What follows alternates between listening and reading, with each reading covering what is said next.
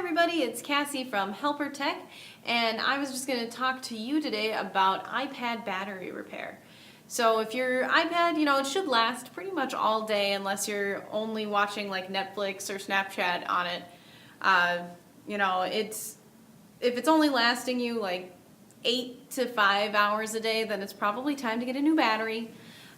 Also, it does still fall prey, the iPads do, to the same Apple glitch that the iPhones can, where if the iPad feels like it's kind of slowing down, it's taking a little bit longer to respond as it opens apps, or Siri takes a while to actually open anything or respond to you, that can be because of the battery.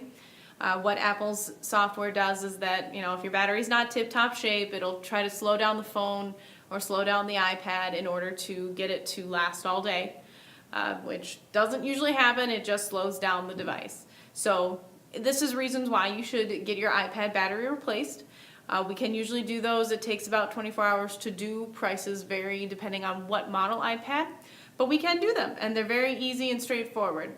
So if you have any questions or you just want to get that done, feel free to stop in.